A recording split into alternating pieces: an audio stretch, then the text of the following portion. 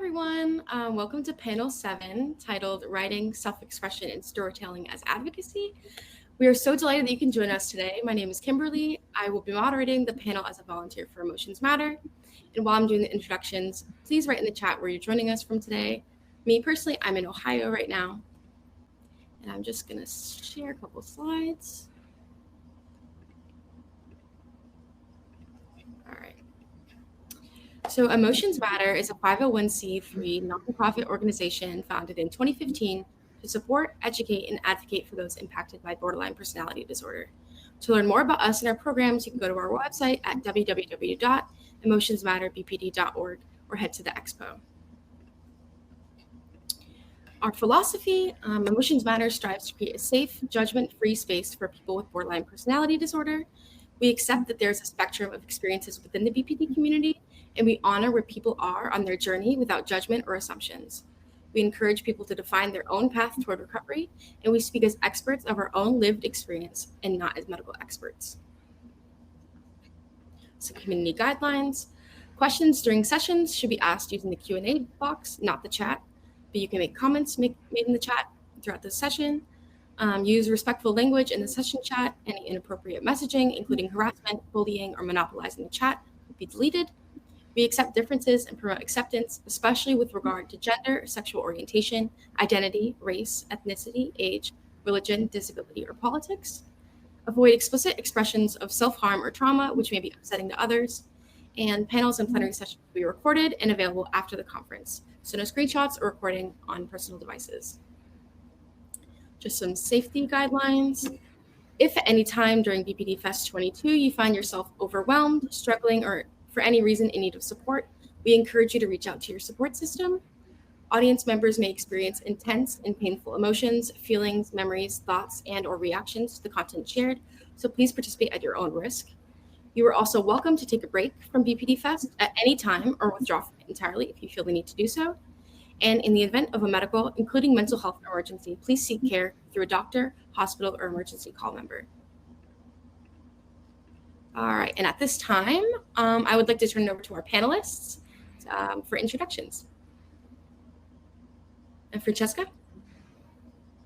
Hi, everyone. As you can hear from my accent, I'm English. I'm Francesca Lewis. I'm an academic with a background in literature, film studies, and psychology. And I'm almost done with my PhD in women's studies. I was diagnosed with BPD in 2010, so I was 26 then. And now I'm researching BPD, or borderline experience, as I call it, through queer feminist philosophy in the sort of growing field of medical humanities. Awesome. And Lisa? Hi, everybody. I am Lisa Johnson. I'm the author of Girl in Need of a Tourniquet, Memoir of a Borderline Personality, that came out the same year that Francesca was diagnosed, I just realized, 2010. I am a professor of women's and gender studies here in South Carolina. And one of my areas of specialization is feminist disability studies. And so most recently, I've been writing about BPD in that scholarly context, placing BPD alongside other psychiatric diagnoses and even anomalous physical bodily differences to try to destigmatize the condition further. Awesome. And Penelope? Hi, so 49 people here. Thanks for coming. It's so great. And we have got this great international crowd all over the US I see in the chat. I'm Penelope. I was diagnosed with BPD in 2002. I started writing before I could actually write. I dictated a poem to the teacher's aide. But since I was diagnosed, BPD has just been what I write about for 20 years in various ways. I've got a PhD in literature and women's studies, an MFA in fiction writing, and a master's in sociology. Awesome. And I will just get the slides up.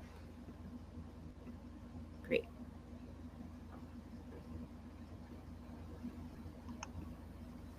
And I believe I'm first, so we can go to the next slide.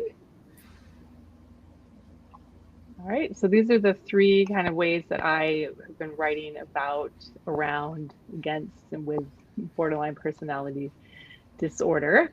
I've been writing about it, as I said, since I was diagnosed, and I spiral through different ways of approaching it, and each has played a role in healing and reconciling with the way this diagnosis impacts my life. Next slide, please. So when I was first diagnosed in 2002, it was 4 days after the beginning of a long inpatient stay in the hospital. And I read it and I felt like I'd been sucker punched. The staff treated me differently. It was rough. So I wrote against borderline, against all of it in my journals. And so I pulled up a journal excerpt. This is from May 12th, 2002. And I'm just going to read a little bit of it. You may read through my file and think you know me, but you know nothing of me. You see a patient, a disease, a disorder. You tell me what I feel. You work with me, but you know nothing of me. I am classified in your books, in your files, written up for the insurance company. You even take notes on when I sleep. You tell me it's good when I show my emotions on the outside and encourage me to be angry. What do you know how it is to be me, really? Do any of you know what it's like to have your thoughts and desires searched through, like they search through our stuff when we come into the hospital with rubber gloves, efficiently and thoroughly? In here, you view the contents of my heart the same way, with rubber gloves, conversations fit into billable increments. I love the angry energy in there, and I don't write against the diagnosis anymore. But when I left the hospital that year, I upped the ante and I wrote a master's thesis trying to disprove that borderline personality disorder existed. So for 11 years, I wrote against it. As far as I was concerned, it was a made-up diagnosis designed to hide the ineffectiveness of the entire psychiatric system in helping chronically suicidal women. Everything I read about it hurt me. Everything I read seemed to whisper I was not a worthy person if I had this diagnosis. I even wrote a novel with a character who refused the diagnosis. So writing is all about connecting. And when I was writing against borderline, I was connecting to a fierce part of myself that refused to be crushed by the stigma. But I got stuck there and I couldn't connect to anyone else. And so since 2002, I read every memoir and pop psychology book about BPD, and they left me hopeless and angry. In 2014, I read 2 memoirs that let me see myself both as borderline and as a whole worthwhile person. And I hope it doesn't embarrass Lisa, but I have her book up here because I think of her as just a queer crip trailblazer. Her memoir wrote me out of the borderline closet. Like I read it and just that was me. I woke up, I could feel connected, and suddenly I saw there was value in a borderline perspective.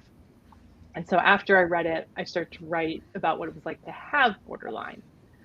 Next slide, please. So in 2015, I wrote an essay about accepting the diagnosis called What My Bikini Concealed. And I revisited the borderline as an experience rather than as something I had to destroy. I mean, I was trying to destroy the diagnosis for 11 years. The essay won a national contest, and I'm going to read you a little bit of it right now. When I lived in South Louisiana, where the summer heat indexes regularly hit over 100 degrees, I brought a folding chaise for the tiny grass triangle outside my apartment complex. It took pure willpower to make it 30 minutes tanning in the Louisiana sun. One day, as I sweated in my bikini, a maintenance man whistled and shook his head as he walked past me, saying, "Nothing wrong with it, nothing wrong with it." It was surprising and creepy, and I wanted to take him back in time with me, back to the first time I saw the words borderline personality disorder next to my name. I wanted him to stroll by then, look at my chart, shake his head, and say, "Nothing wrong with it, nothing wrong with it." And my next round on the spiral where I am right now is I reached out to other people who saw borderline differently, and that's Lisa. And then Lisa introduced me to Francesca and helped me see borderline as a unique way of experiencing the world. And I found that I really wanted to make a place for people to write their borderline experiences. And that's still a passion for me. We have so much to say and such exciting way to tell our stories. When I introduced myself to Lisa and then she introduced me to Francesca and I came up with a cool project called Dysregulate, which I think is on the next slide or maybe the one before it. No, I don't know where it is, but we started this project, the pandemic happened and we had to drop it, but we're in the process of reimagining it again. So I will pass it on to Francesca now.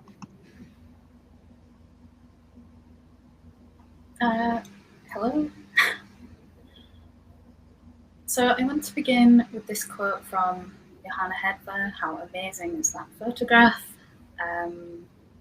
They're a disability activist and mystic who probably needs an introduction, especially here. They begin a spectacular essay about their experience of depersonalization by saying, "I'd like to claim the soil that I stand on, so I can dig deep as I can. I am not a representative for a specific kind of experience. I am presentative of it. That is, I'm doing it now in front of you and in front of myself. My address is from an affirmation of messiness, a testimony of and to disorder, an honouring of incompleteness. So here I am in transit. And I too am presentative, messy, incomplete, and always in transit." Slide, please. I like video conferencing. It's like looking in a mirror. Many associate BPD with the interpersonal sphere of life, but for me, I've always found my relationship with her, the me that I can see, to be the most significant. Interpersonal, indeed. The image of the mirror, often cracked, is kind of a cliche for us, right? It appears commonly on book covers and header of articles about BPD. It's kind of laughable. It is a cliche, yes, intended to suggest a fractured or incoherent sense of self. But at least to me, as a borderline, it's an image I find myself returning to again and again. I think the mirror captures the exhausting, reflexive enclosure of the looking glass, the way my experience unfolds in this space that's not quite interior and not quite exterior and not quite you and not quite me. Writing about and from this experience is hard. In my academic work, I combine creative writing with about my lived experience of BPD with philosophy, searching for meaningfulness, which for me is always meaningfulness, full of meaning, full of feeling. I want to show that though this way of being can bring me distress, it can also open up possibilities for knowing the world differently.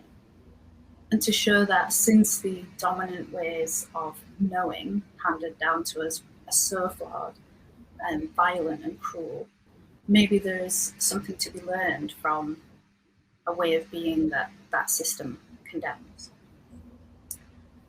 In this academic work, I try not to only represent but present my borderline way of knowing, to allow my ways of flowing in the mirror space, my fullness of thinking, to unfold on the page right next to the big philosophy dudes. This is not easy, both as a process and as a thing to allow to be seen by the eyes so trained by the system, so used to coherence and linearity. I sometimes feel like I've put myself in a jar, an exhibit for the eyes of the curious. And it frustrates me that though I want to share how meaningful borderline experience can be, they will only ever see the spectacle. Slide, please. To make matters worse, I use tarot. Unconventional, I know. My PhD examiners are going to be quite perplexed, I fear. But these images, which form a complex system of meaningful images, has helped me more than any critical text. When thinking about my relationship with my borderline self, this existential mode I live in every day, seeing meaning in everything, I was drawn to the Hermit, the card of introspection. The hermit must go inside themselves, must lose themselves in a dark cave of infinite self, in order to expand their understanding of the world. Funnily enough, the hermit is associated with Mercury, the planet of intellect, and right now, as some of you may know, Mercury is in retrograde. In astrology, this means that Mercury is orbiting backwards, going the wrong way. It's in fact an optical illusion created by the Earth getting too close to Mercury. It is we on Earth who see backwards motion. Mercury is just doing a thing. Appropriate then that the hermit should be ruled by this unruly planet, this misunderstood heavenly body, when they've been so key to helping me describe how borderline experience has been so misinterpreted. I may seem to see too much, think too much, feel too much.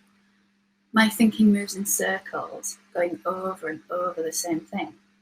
I'm Ouroboros, a snake eating my own tail. And it can be painful and obliterating. It can. But is this all? Does this circular motion, turning an idea over and over in the imagined mirror space, only lead to difficulty and distress? Or does it also produce something, some kind of knowledge about the world? My circle is not a two-dimensional object, moving flatly on a single plane. It's a spiral. My thinking returns, but it never repeats. Slide, please.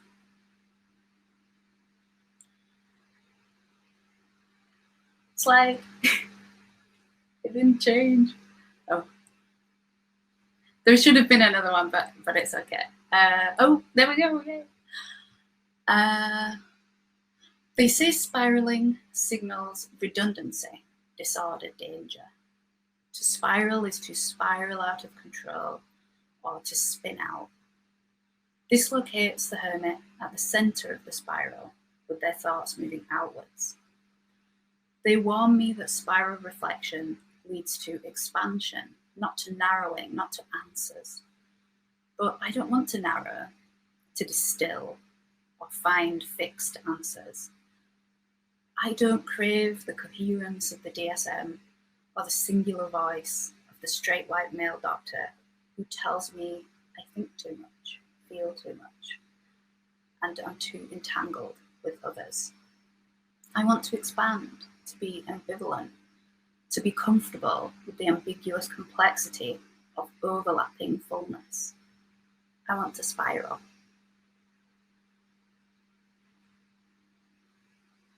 Thank you. Beautiful. Thank you so much, Francesca. And thank you, Penelope, too, for getting us started. Oh, let me start my timer. I'm gonna make sure I don't go over. So I have been reflecting on spirals and spiraling in a few different ways recently, and also kind of for a long time. And so as we first started brainstorming about this panel, thinking about writing as a form of advocacy, self-advocacy, storytelling as self-advocacy, interacting with the stories that other people tell about BPD, and also writing our own new, different stories based on lived experience, I started thinking about the question of published writing versus unpublished writing, because often it's the case, if I give a talk about the book that I wrote, People want to know how to get published. And as Penelope and Francesca both know, I've kind of struggled over the last few months with some anxieties surrounding all of the vulnerable things that I have put out there in the world in published writing. And so stepping back from that a little bit, I've recognized how powerful and how beneficial and necessary the unpublished writing has been. So there was a page that was originally supposed to be in Girl in Need of a Tourniquet, where I had started at the center of the page and was turning the notebook, trying to figure something out about the relation catastrophe that I was in, that was unfolding. And it was very much trying to match up. This person said this, but then did that. And then there were just like 100 variations of those discrepancies that I was weighing and trying to reconcile. And I didn't end up putting that book or that page in the book. And I don't still have my journals. I'm a ruthless disposer of things, and so they've long gone to the dump. But it's still here in my memory. And you'll see at the end of our slides, there's an image from Courtney Cook's memoir where she wrote in a spiral too. So that has been kind of our point of departure. What we could not have predicted is that I would be actually in the throes of fresh breakup grief as we are doing the panel today. I'm 1 week and 2 or 3 days past being dumped is the one way that I've been saying it. And then I try to relanguage it to be a little more gentle, to say someone ended a relationship with me. So I don't have to go to the dump along with all the other things that I've ruthlessly disposed of. But I do think of breakup grief as a place where I have historically spiraled emotionally. And by spiraling, I just mean kind of experiencing this bottomless sense of grief, this crying. If you read the memoir, you'll see many scenes of crying, but one in particular stays with me, where I was crying on the floor, kind of with my face in the carpet, and it wouldn't stop. And so I got kind of terrified that the crying wouldn't stop, and then that made me cry harder. And so that's kind of an intense example of the emotional spiraling that I really didn't want to do anymore. That I feel the therapy and self-reflection that I've conducted over the last couple of decades has allowed me, not to fall so deeply, I guess, into the pain. So while I would say that I am now in the big ouch period of the breakup, I can see that I have some internal breaks now, finally, thank goodness, to allow myself to take a breath or change the subject and work on a presentation for this amazing and wonderful event that Paula and others imagined, into being. It's so wonderful to be able to do good work as a way to use my energy productively and not self-destructively. Still thinking about spirals, another kind of image of the spiral for me is the neurotic loop. So that's actually how I would describe some of the writing in the spiral form, where I'm trying to figure out what happened, maybe going over and over. Something like, for example, I'm just going to be totally vulnerable and open with you all, as I have tended to be over the years. Someone describing part of the reason they decided to break up with me as, I guess, I'm going to exaggerate it by saying that the statement was that they had come to dread conversations with me. I took notes in the breakup conversation, though, so I know they didn't actually say that. They just said that they weren't looking forward to it as much anymore. It's a little bit different. So I can take that line about someone not looking forward to phone calls with me and spend a lot of time going over it and over it and over it. So that would be an example of a neurotic loop, just going over and over that point, which may not have even been a big part of the person's reasoning or just, discomfort in the relationship. I really have no idea. It just kind of hurt me. And so, of course, I spent a lot of time with it. In a way, trying to get rid of the hurt by figuring it out. But I guess staying with it prolongs the hurt in some way. So I'm still thinking now about, what does looping do? What do spirals do? I would link the neurotic loop with the shame spiral, which I'll have an image of on the next slide, but don't move it yet. So shame spiral, I think this is such a fascinating idea, and I am pretty sure I encountered it through this book by Ali Broche, Hyperbole and a Half, about depression. It's a wonderful graphic memoir. But I don't know if it's in there or not. I think it is, but I can't say 100% sure. But I associate it with her, and regardless, it's a wonderful book that I want you to know about. Okay, I'm going to speed up a little bit. So the shame spiral is really about, again, moving closer to the pain and experiencing what I call like bad person feelings. And so the way that has manifested for me over the last couple of days is asking myself over and over again, why was I so unacceptable to this person? It's just like a sophisticated way of wailing like a child. What's wrong with me? Why don't you love me? Please love me. I've aged out of the period where I actually verbalize those things, but they're still under there, that longing I think many of us feel, whether we are borderline or not borderline, of wanting approval. I'm certainly not immune to that. So again, the spiraling to me is sort of a writing practice to track the contradictory elements of a relationship. So you'll see at the bottom of this slide where I say he said dynamics, or she said. So this is not really about the back and forth between two people. It's tracking different things that your partner said over time and noticing how they don't add up. And so you just kind of doing the math over and over by yourself or with an audience, if you have the fortune to have one, whether like this or just with your friends. Like, how can a person say this but also say this, or say this but also do that?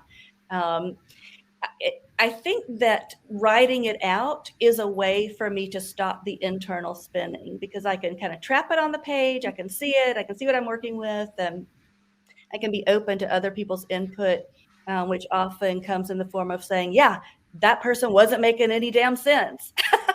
And then with, that affirmation from somebody else, I can move on a little bit quicker. Okay, second slide. I'll be super quick with these last couple. So here's an image of the shame spiral. I made a mistake. Then you have the idea of, I'm a terrible human being. I better run away from this situation. Everyone hates me. I hate me. I should just stay away from everyone. I'm such a burden anyway. There's no point. I'm always going to suck. I'm worthless. It just kind of takes you further and further into really being the opposite of gentle with yourself, being kind of unfriendly and brutish or bullyish toward yourself. And there are some blocks across the bottom about how to get out of the shame spiral, to realize like everybody makes mistakes, and you can sort of think through what you might do differently the next time. I won't go into detail there. You can Google shame spiral on Google Images and you'll find this one and lots of other examples.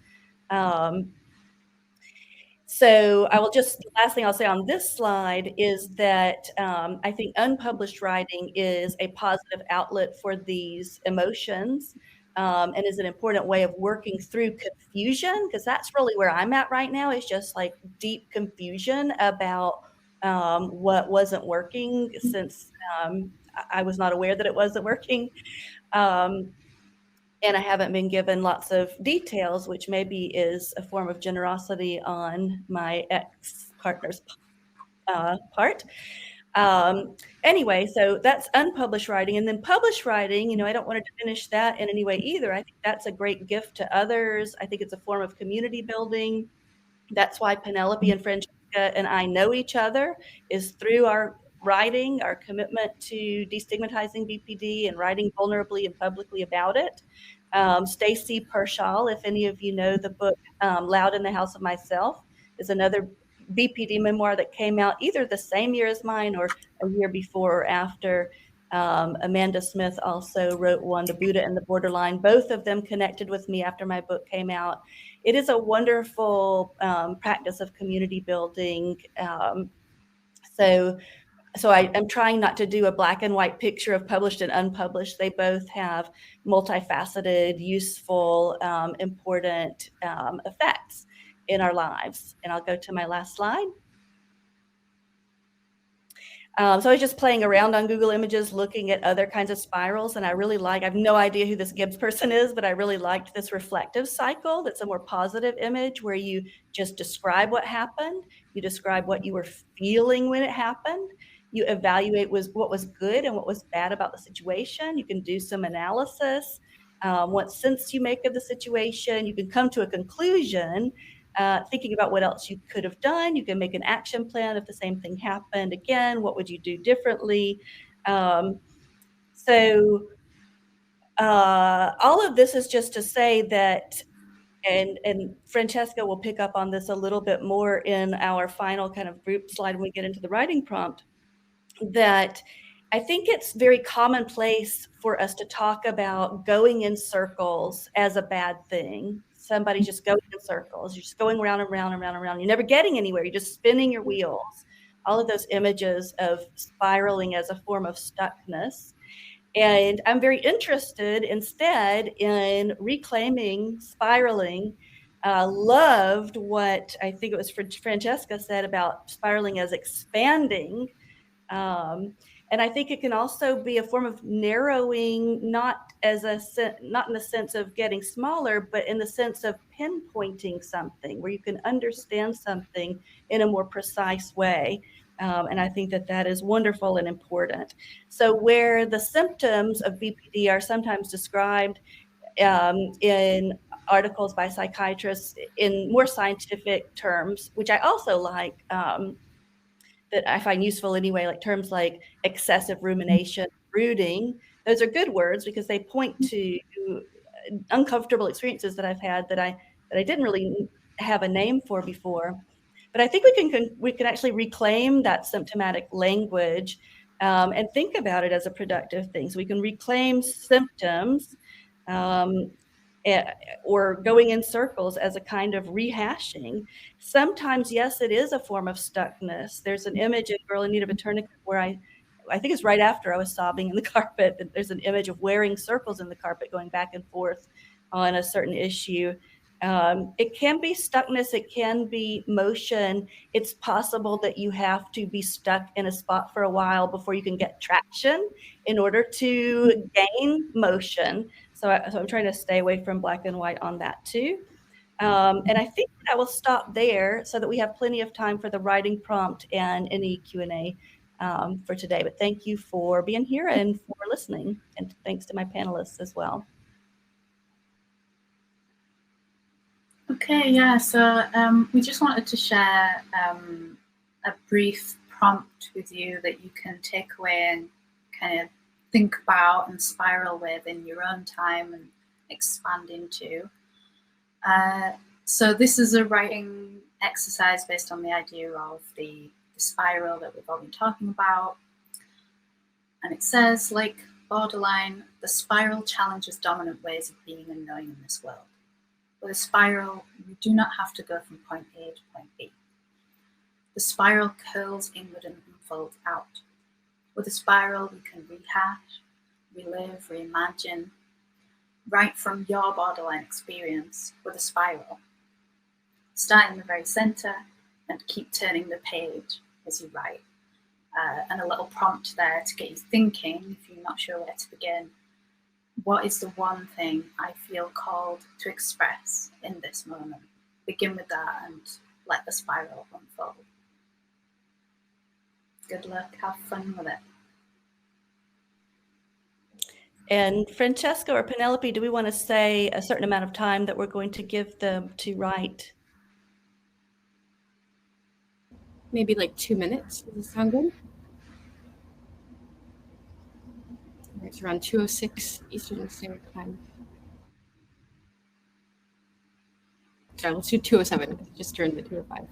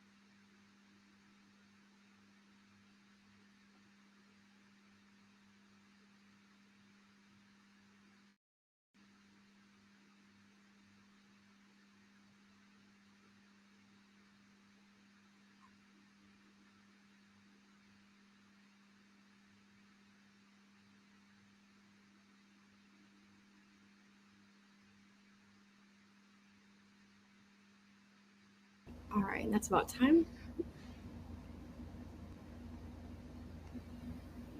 All right. Great. Now we should open it up to Q&A. Does that sound good? All right, great. So the first question, in my current work in Irish mental health system, I talk to mental health professionals / support staff, etc. about BPD and my experience in the hopes of helping them learn what it is like in the system. Would you have any advice on how I can make these talks more impactful?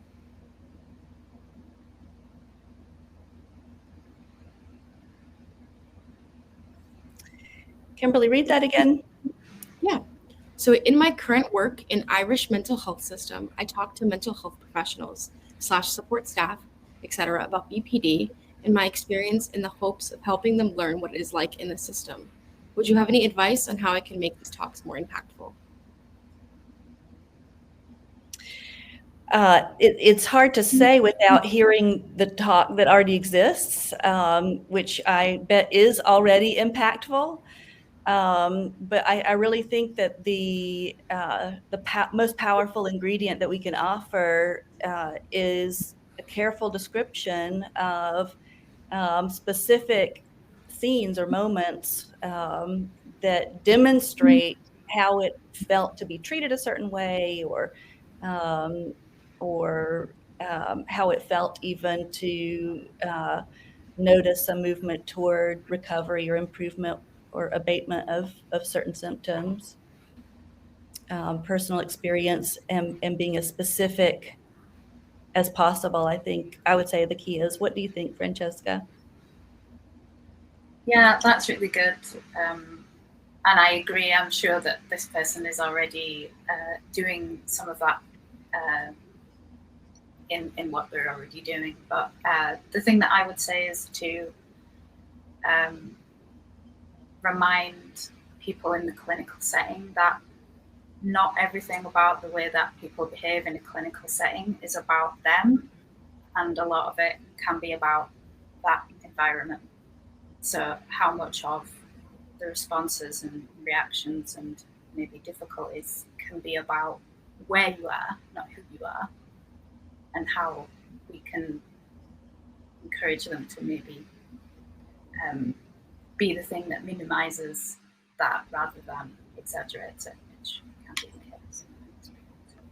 Great. And our next question, journaling often gets me deeper in the intense emotions, and I often leave it feeling worse. Any suggestions for you as all the distress and trauma arises? It's hard to say. For me, I have to trap it on the page, like it, because otherwise it's just spinning in my head constantly. I've been keeping notes now for a week and a half in the notes app of my phone of just things that get stuck in my mind, or that I'm trying to figure out, or that I remember that maybe helps me make sense of what happened. I need to see it. I need to see it written down in order to understand the picture. And even when I slow down and I'm writing for publication and I'm describing an intense scene, I get so interested in the work of description that I don't feel the same pain that I would feel if I were just remembering the scene or the moment. But I think that, if there are moments when it gets too intense, that's a moment, just like anything that prompts the feeling of too much. That's the moment to take a break, to step away, to use coping skills, take a bath, change your physical temperature. That's always my first go-to, and just let it breathe. If your body is telling you you've had enough of looking at that, listen to it. Do you have any thoughts, Francesca?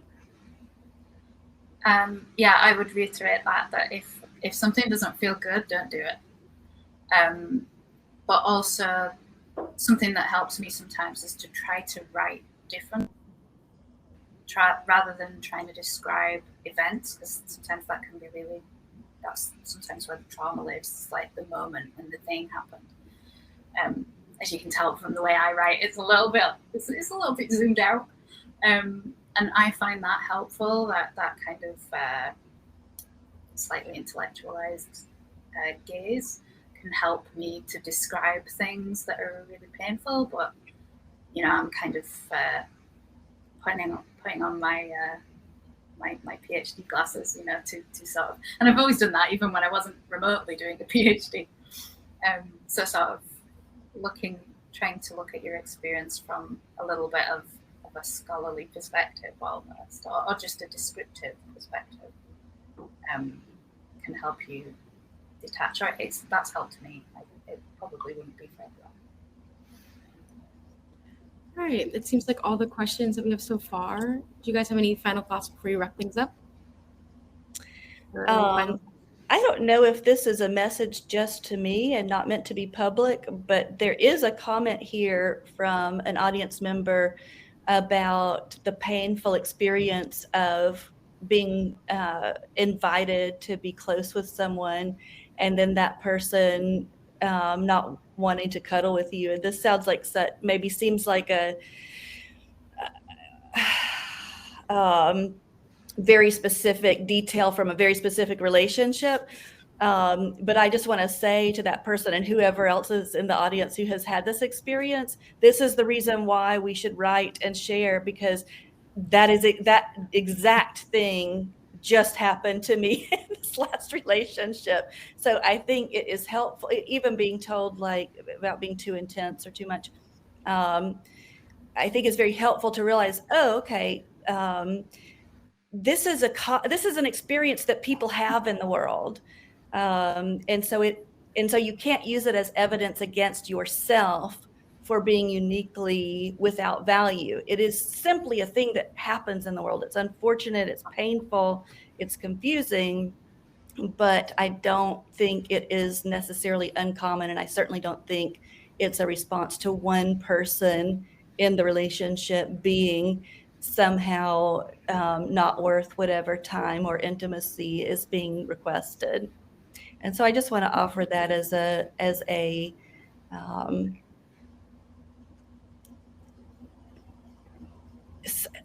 something that I hope will soothe the feelings that are still wrapped up in that memory. All right, and just to wrap things up before the hour's over, so on behalf of Emotions Matter, I would really like to thank the panelists for sharing and for this insightful discussion. And thank you so much for the attendees for all your questions. There are resources that have downloadable links related to this topic at the end of the screen. And so we invite you to make a donation. There's a walk for BPD on June 5th. And yeah, thanks so much, guys. Thank you. Thanks, everybody. Thanks, everyone.